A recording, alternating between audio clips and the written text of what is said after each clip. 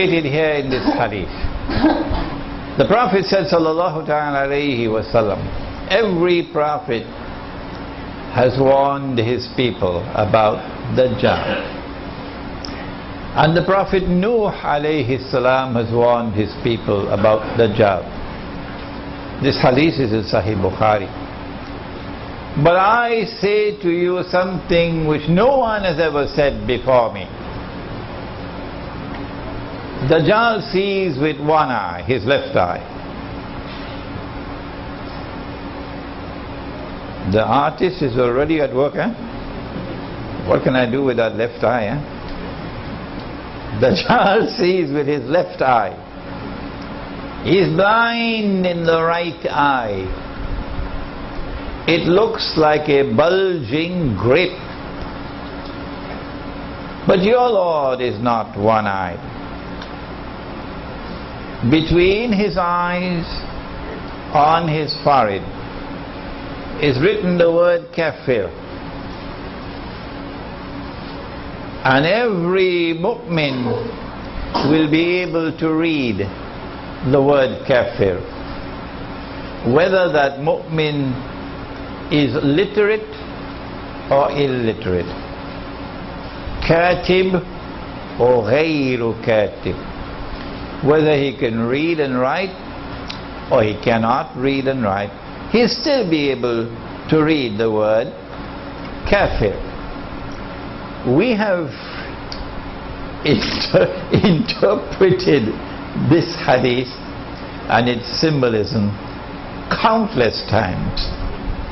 But since most of you have never had any experience of a direct contact with me before, your only contact with me has been a place called YouTube. I'm going to have to repeat it one more time. Why is it that Ali radiallahu ta'ala anhu can read kafir, but Abu Jahl cannot read kafir? Is there something wrong with Abu Jahl's eyes that he cannot read? The kafir? Let us send him to the eye specialist. The eye specialist examines his eyes and reports that he has perfect vision. 20/20 they call it. Any eye specialist present here? We have a few doctors here, but no eye specialist. Okay. Well then, how come, if his eyes are perfect, why can't he see? Why is it that Ali can see, radiallahu ta'ala anhu, but Abu Jahl can't see? Is it that Ali is not seeing with these eyes? Could it be that we have other eyes besides these eyes? The modern universities would say, what rubbish is that? Huh? Oxford and Cambridge and Yale and Harvard and Stanford and Sorbonne, and that's nonsense. These are the only eyes we have. This is the only medium through which we can acquire knowledge of external objects. This is the only means through which we can perceive, our eyes. Besides these eyes, we have no other eyes.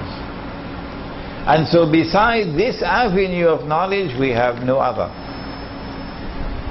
This is called, a branch of knowledge is called epistemology.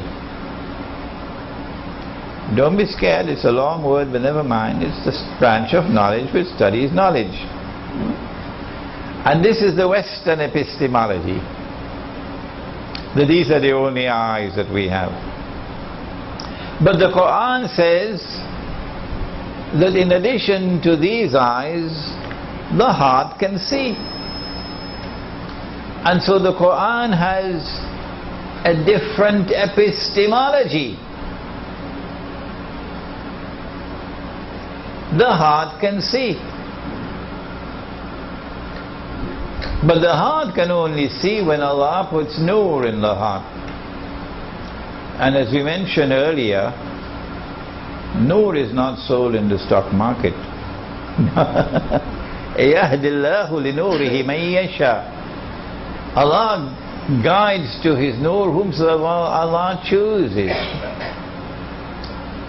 And so when Allah puts nur into the heart can see.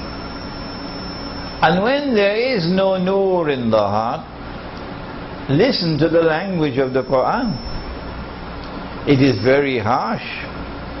Allah says, they have eyes and yet they don't see. They have ears and yet they don't hear.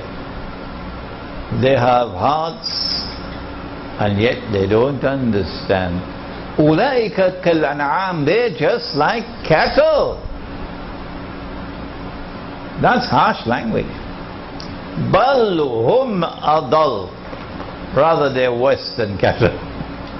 They're more misguided than cattle. A people who have eyes and yet cannot see. And so now we can conclude, at least I conclude, you will have to make up your mind, that when Dajjal sees with his left eye, Dajjal is seeing with external sight. And when Dajjal is blind in the right eye, the blind right eye symbolizes internal blindness. This is my interpretation. You do not have to accept it. You must first be convinced that it is correct before you accept it. Let me warn you one more time.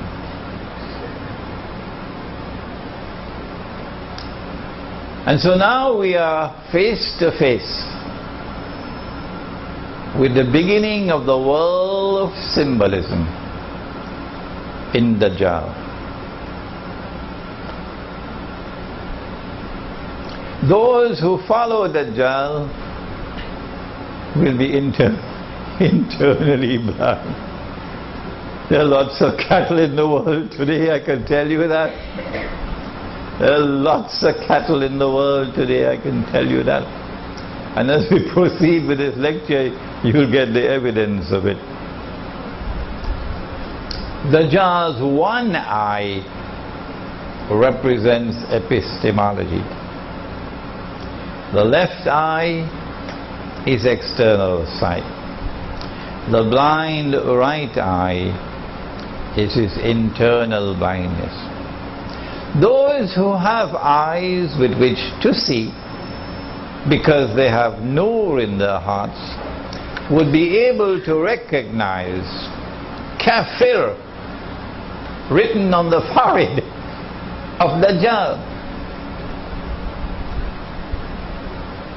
But when Dajjal appears in human form in 20-25 years from now, and he is in Jerusalem, and he declares, I am the Messiah, and you go close to him and look, would you see kafir written on his forehead? No. So those who belong to something called Protestant Islam, you know, they hold on to the literal interpretation of everything, will go closer, get a torchlight, shine the light on his forehead, go check to see if there's any dust on his forehead, wipe it.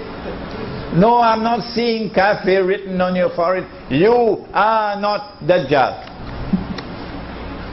No. Secondly, you are not Dajjal because you have two eyes.